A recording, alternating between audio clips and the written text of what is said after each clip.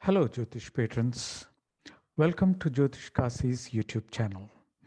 This channel is meant for those who seek to lead an intelligent life, balancing well between free will and destiny. Do click on the subscribe button, the like button, and the bell icon to enjoy more such useful videos in this channel. And yes, please do not forget to share this video with your friends and family.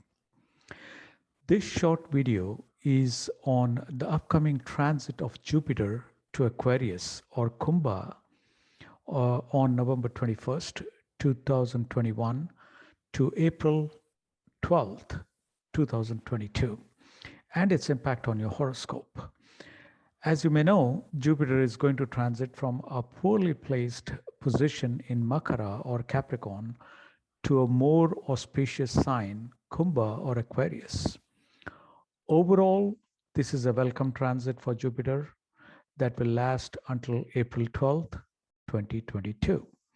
And after that date, Jupiter is further going to transit to Pisces, which is an even more desirable place for Jupiter.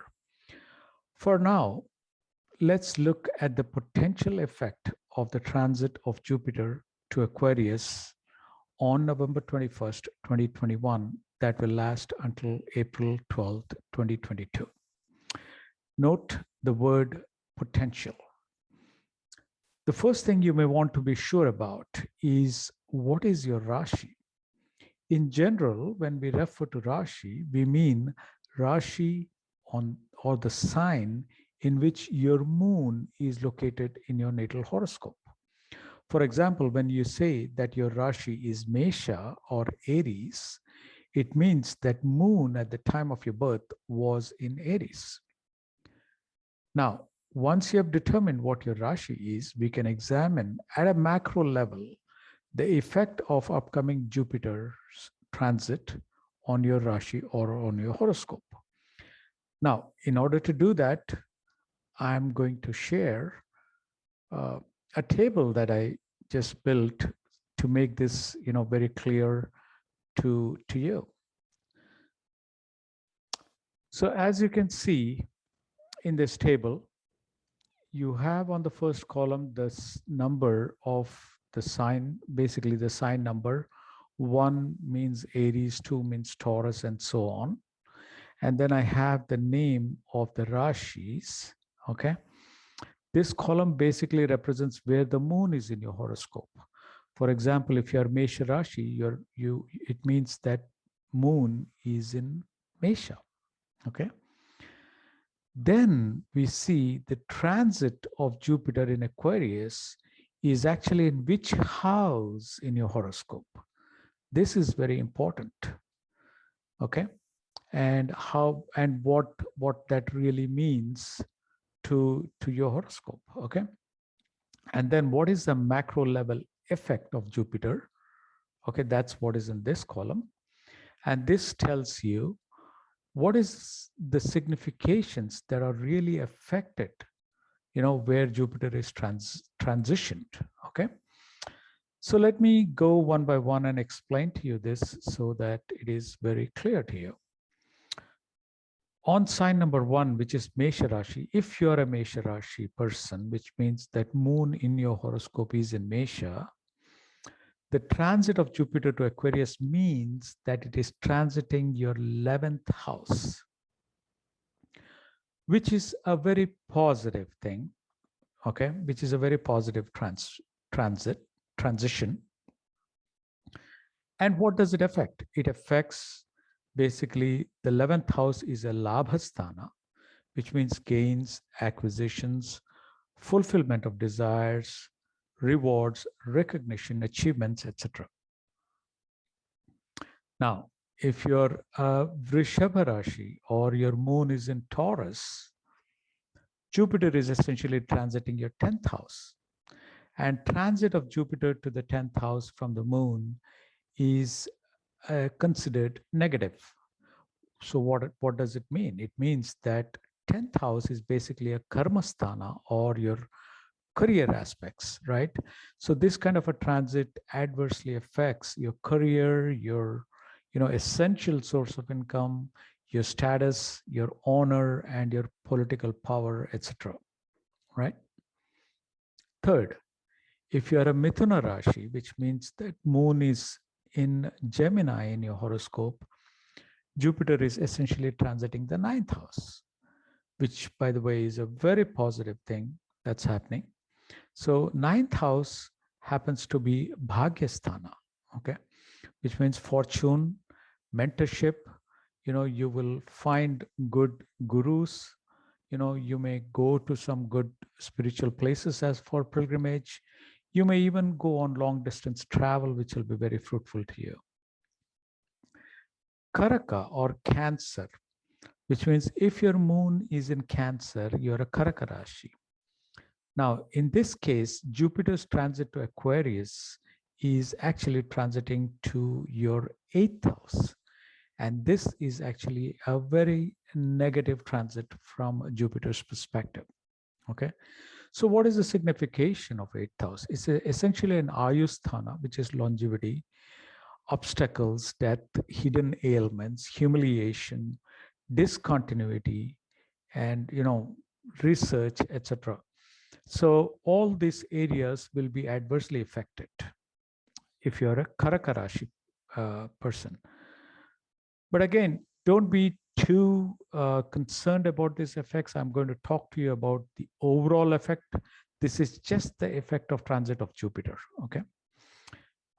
Fifth is Simha Rashi, right? If you're a Simha Rashi, which means moon is in your Simha or Leo Rashi, that means moon is actually transiting your 7th house, which is supposed to be a very good transit, okay?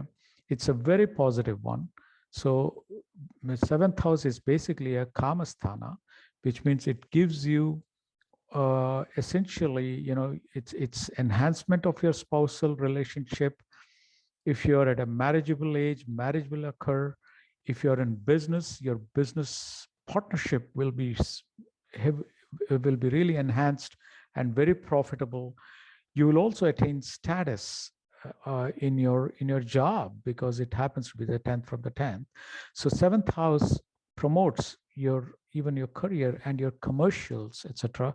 And if you're in a litigation, you're going to come out very strongly during this transit. So for Simha Lagna, it's a very positive transit. For Kanya, which is Virgo, which means that if your moon is in Virgo, Jupiter's transit is to the 6th house, which is considered very negative.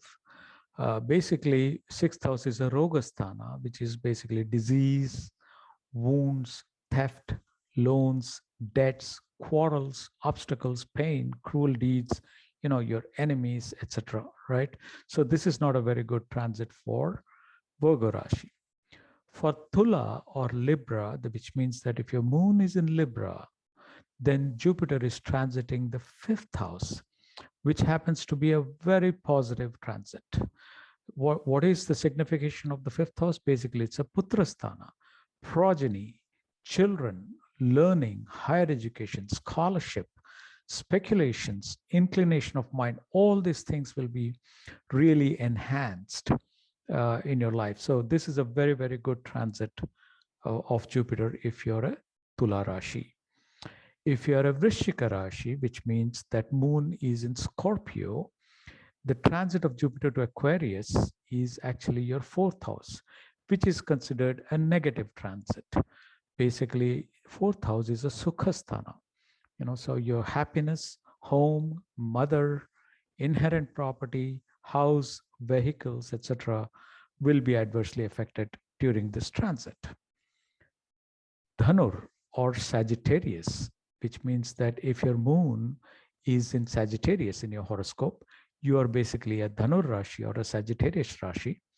And Jupiter's transit to Aquarius is in your 3rd house, which is also considered a very negative transit.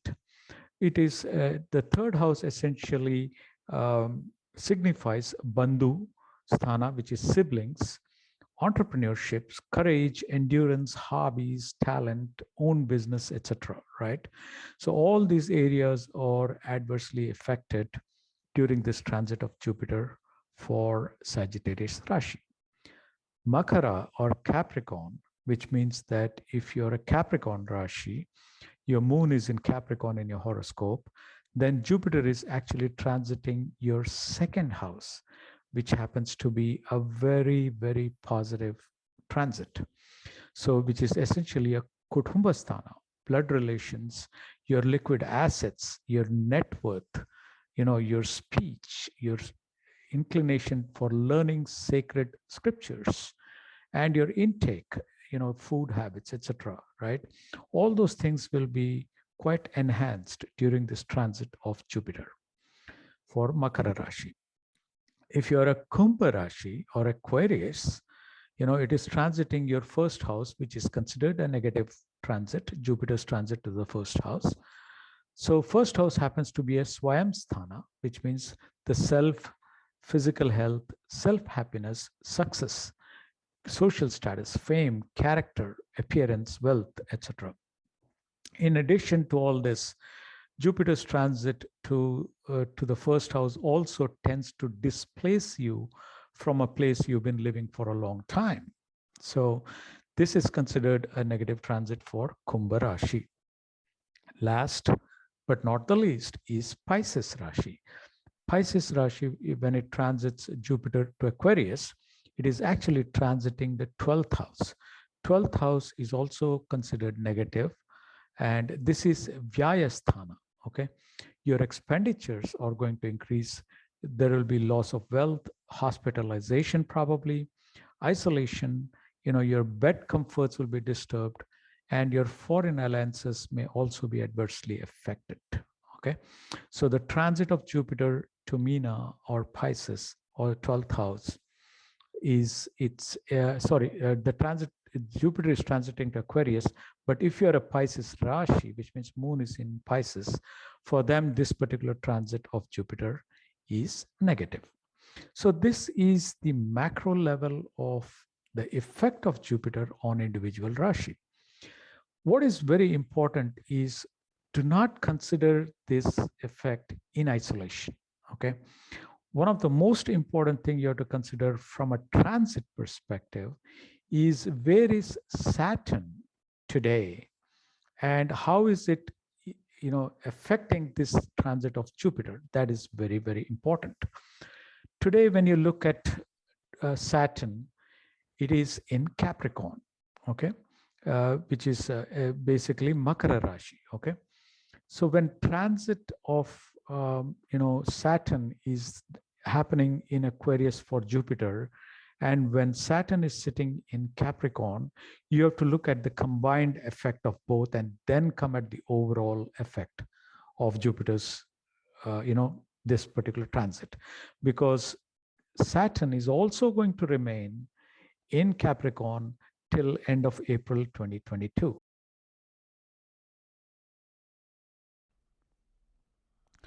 So, as I mentioned, we went through the effect of Jupiter's transit to Aquarius for each of the Rashi. Okay, and we also looked at the effect of such a transit in each of the Rashi. As I mentioned before, it's very important whenever Jupiter transits to look at where is Saturn. Okay, because you have to look at the experiences in a combined way. That would give you the true flavor of what your experience will be in the next 6 months. Now, we know that today Saturn is in Capricorn Rashi or Makara Rashi, right? For the next 6 months, it's going to remain in that same Rashi Capricorn, while Jupiter is in Aquarius. So for the next 6 months, you have to look at if Jupiter is in Aquarius and Saturn is in Capricorn, what is going to be the overall effect. Okay. Now, in order to help you do that, what I've done is I've also listed the effect of Saturn while it stays in Capricorn for each Rashi so that you can look at the combined effect. Okay, so let me share that with you so it's easier for you to understand. So here is the overall effect. Now, we saw the effect of Jupiter already. So let me just temporarily hide this so that you can see purely the effect of Saturn's transit on each of the Rashi. Okay. Now Saturn is in Capricorn.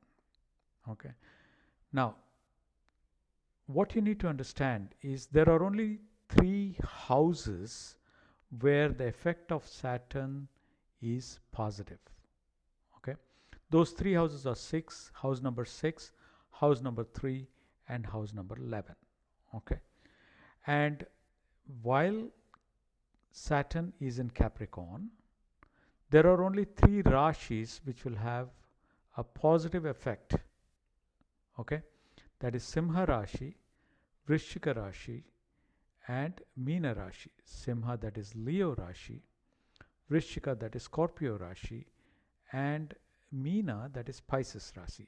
These 3 Rashis will experience positive effect by Saturn being in Capricorn. Okay, so rest of the Rashis are going to have a negative impact. All right. Now added to this negative impact, those Rashis which are Dhanur, which is Sagittarius, Makara, Capricorn, and Kumbha, Aquarius, they are also experiencing Sade Sati. Okay. Now that we know the overall effect of Saturn in each of the Rashis, okay, let's look at the combined effect, because that way you will be very clear as to what will be the overall effect of each Rashi for the next 6 months. So let's start with Aries. If your Rashi is Aries, that is moon is in Aries, right? Jupiter's transit we have already seen, it's very positive. However, Saturn's effect on the 10th house being in Capricorn is negative. So the overall effect will be neutralized. It will be more like it will be a neutral to positive, right? So the house that is being affected here, the Lahabasthana, etc., will have some adversities from Saturn. So although Jupiter's transit is very positive, please be watchful. Okay. Taurus, on the other hand, both Jupiter and Saturn have negative effect. So the overall effect will be negative. Be extremely watchful with your source of income, your blood relations, your overall net worth, okay, and things of that nature, will be affected because of these transits. Be kind to your gurus if you're a Taurus Rashi. So overall, be very watchful. Okay. Gemini, we already saw Jupiter's transit is very positive. However, Saturn is causing an obstruction. It's a negative transit in the 8th house. So while your bhagya will be improving, you will face obstacles. So you have to make some cognitive changes, some more effort, leverage good mentors, or gurus that come across, and to enhance those progression with your fortune, so that Saturn's obstacle is also neutralized. Okay, so overall effect will be neutral to positive for the next 6 months. Karaka Rashi or Cancer, right? It's the transit of Jupiter to 8th house is very negative. Aquarius, we already seen that. And Saturn is sitting in the 7th house, which is also negative.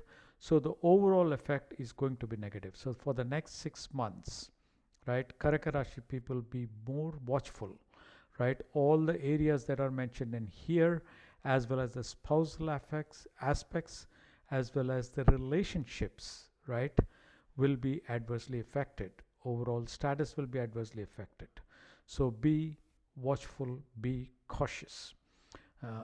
However, I do not want you to panic, because as I mentioned multiple times in my previous videos, the effect of transit on your experience is about 10 to 15%. Okay, about 80 to 85% of the effect is dependent on the overall layout of your horoscope, and also the dasha period that you're going through, and a multitude of other factors, right? Among these 2 major factors I told you.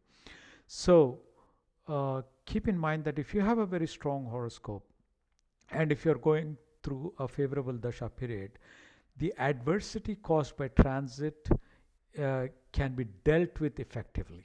Okay, that's very important to know for those who are in a very adverse situation like Karaka Rashi people. So you will face adversity, there is absolutely no doubt about it, but you will also be able to tackle them easily because of your strength in your horoscope, if your horoscope is strong and if your dasha period is very positive. Okay. Number 5, Simha Rasi. Now, Simha Rasi people, you are very, very lucky because the transit of Jupiter to Aquarius is very, very positive.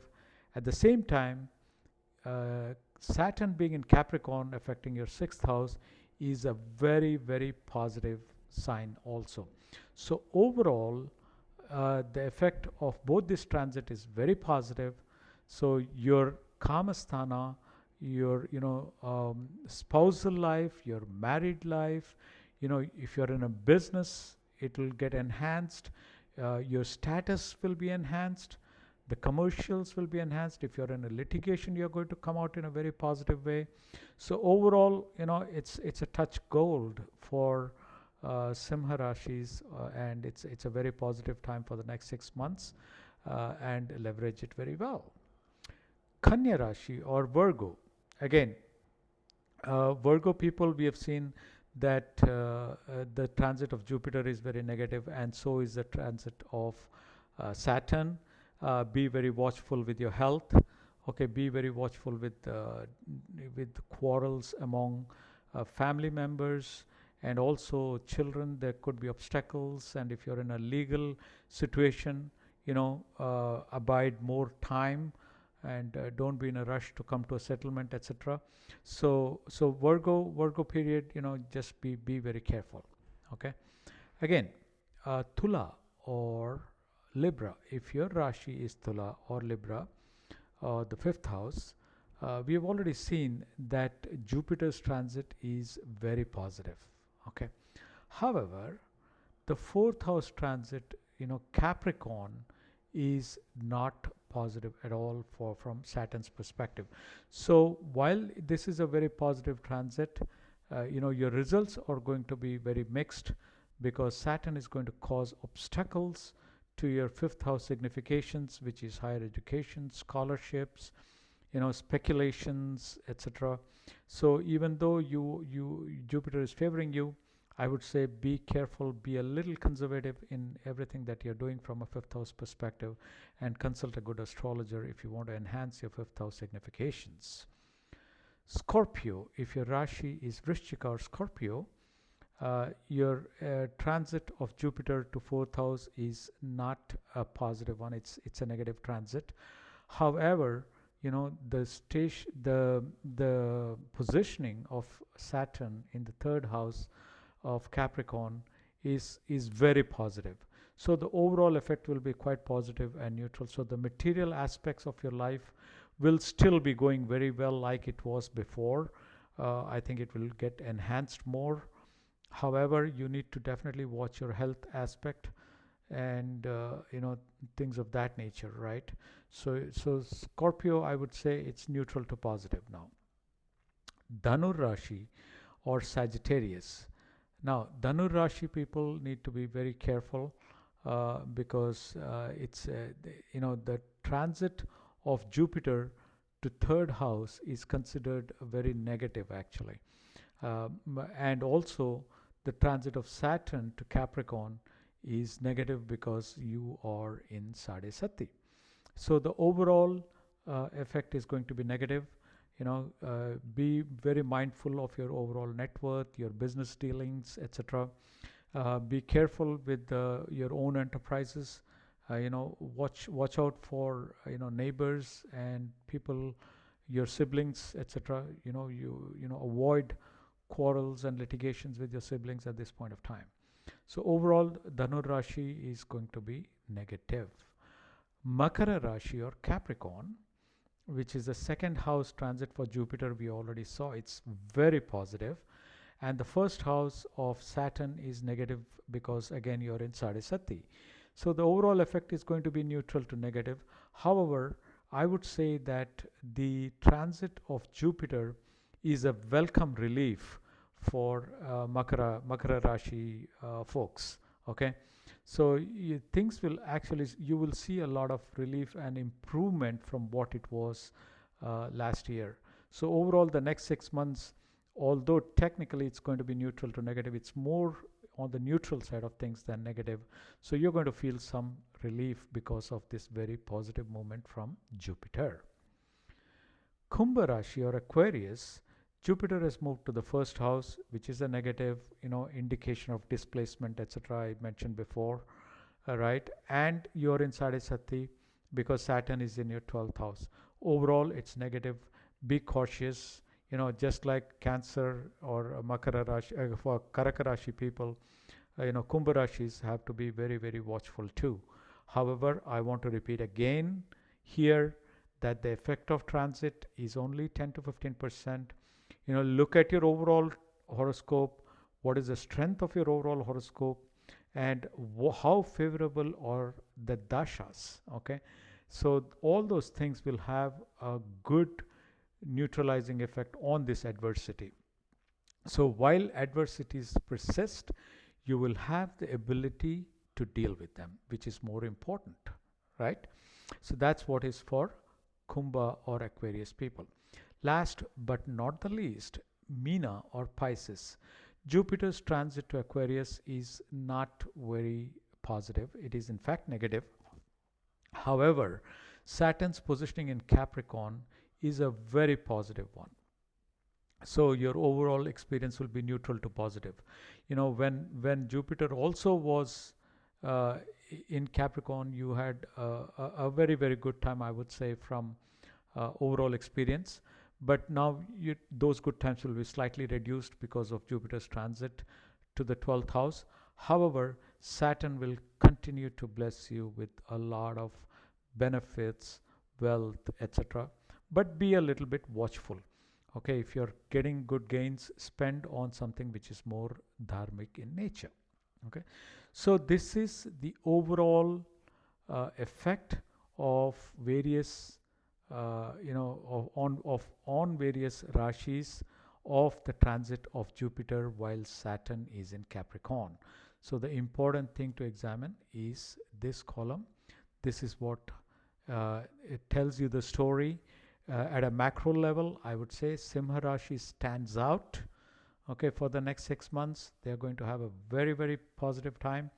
If their overall horoscope is also strong, and if their dasha is also good, then there is absolutely no doubt they're going to have a fantastic time.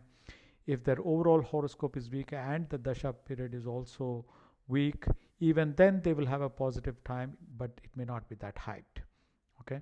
Similarly, for Cancer or Karaka Rashi people and Aquarius or Kumbha Rashi, right? If your overall horoscope is also weak and your dasha is weak, I think you should definitely consult a good astrologer and seek good astrological remedies which are possible and practical, right? So good luck to all of you folks. Once again, I want to conclude this presentation by saying that transits have a definite effect on your experience. Okay. However, you have to look at the entire picture of the horoscope. Okay. How strong, for example, is your lagna, right? Which is like your root of your horoscope. If the root is strong, then adversities can be dealt with, right? Similarly, you have to look at what is dynamically my dasha period, right? And then there are various other factors that come into play, like your nakshatra, etc., etc., right? So my strong suggestion is whether your time is good, average, or bad from a transit perspective, always consult a good astrologer, lead an intelligent life, balance between free will and destiny. Good luck and thank you.